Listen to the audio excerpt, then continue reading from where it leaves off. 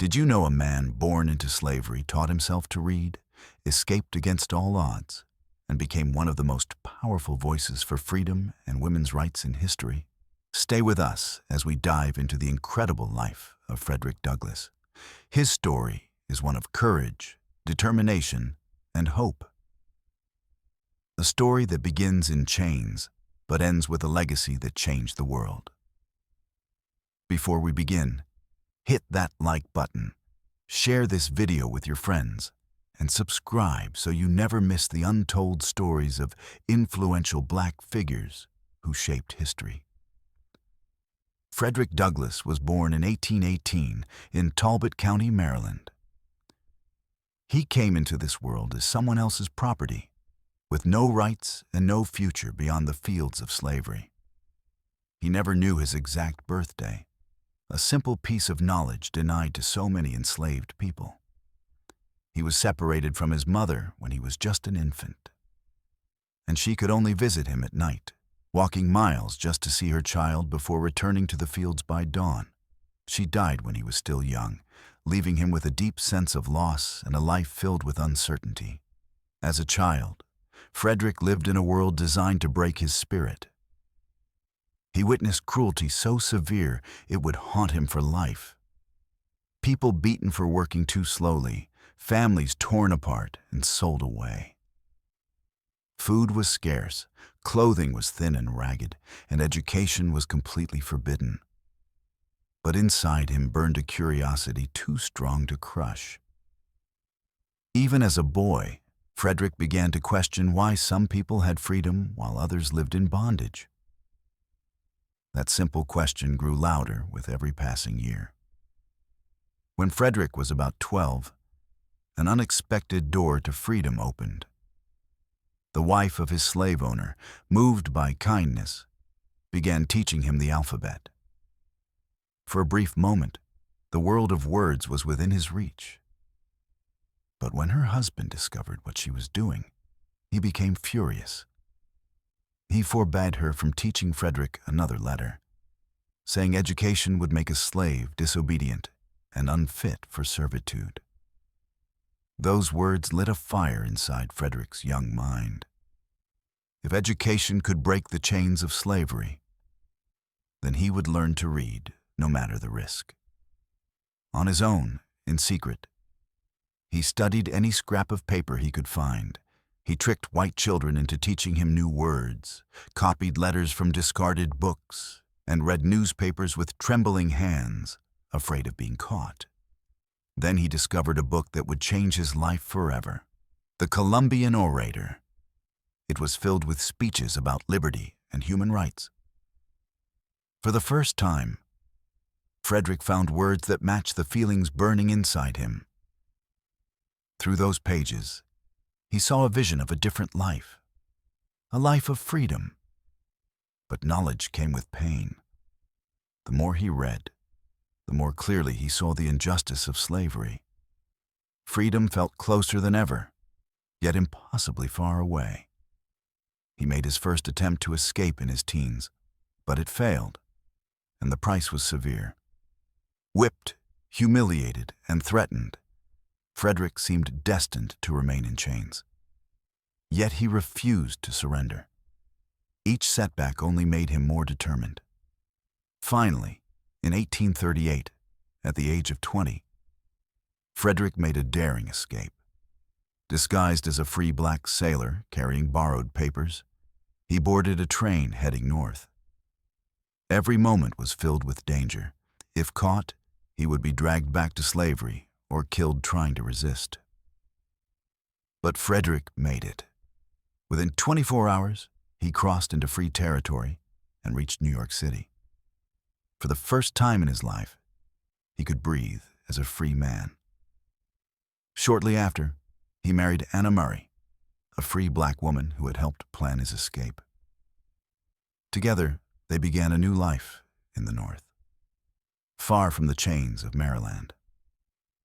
Freedom gave Frederick more than safety. It gave him a voice.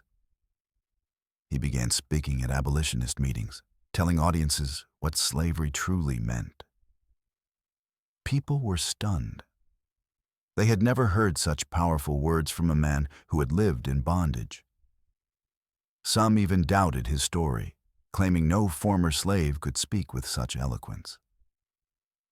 To silence the skeptics, Frederick wrote his autobiography, Narrative of the Life of Frederick Douglass, in 1845. The book became a sensation, opening the world's eyes to the horrors of slavery. But it also exposed him to danger. His former enslavers now knew exactly where to find him. To escape capture, Frederick fled to Britain, where he continued speaking out against slavery. British supporters, inspired by his courage, raised the money to buy his legal freedom. When Frederick returned to America, he was no longer a fugitive. He was a free man, an author, and one of the most recognized voices in the abolitionist movement.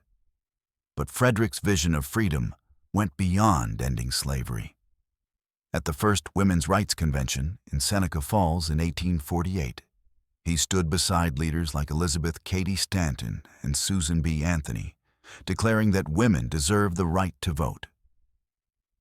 He argued that liberty and equality must belong to everyone, regardless of race or gender. For Frederick, justice was never meant to be divided. As the nation headed toward civil war, Frederick's influence reached the highest levels of power. He met with President Abraham Lincoln, urging him to make the war a fight not just for the Union, but for freedom itself. He pushed for the enlistment of black soldiers, knowing their bravery in battle would prove their equality beyond question. And he saw his dreams begin to take shape when the Emancipation Proclamation was signed, and the 13th, 14th, and 15th Amendments ended slavery, granted citizenship, and gave black men the right to vote. After the war, Frederick Douglass built a life that reflected his triumph over slavery.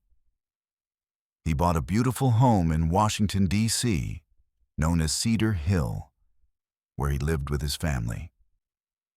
He served as U.S. Marshal for the District of Columbia and later as U.S. Minister to Haiti, representing the country on the world stage.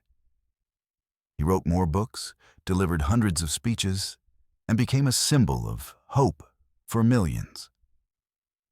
His fame brought him financial success, rare for a black man in the 19th century. From the boy who once had nothing, Frederick had become a man of wealth, influence, and respect. Today, Cedar Hill still stands as a monument to his life. Visitors can walk through the rooms where Frederick studied, wrote, and entertained world leaders. They can see his library, filled with the books that once fueled his dream of freedom, and the desk where he wrote the words that shook the conscience of a nation. Frederick Douglass died in 1895, but his legacy lives on. His writings inspired civil rights leaders like Martin Luther King Jr. His belief in equality for all people echoes through time, reminding us that the fight for justice never ends. Schools, streets, and monuments bear his name, honoring a man who rose from slavery to shape the course of history. If this story inspires you, hit the like button right now and share your thoughts in the comments.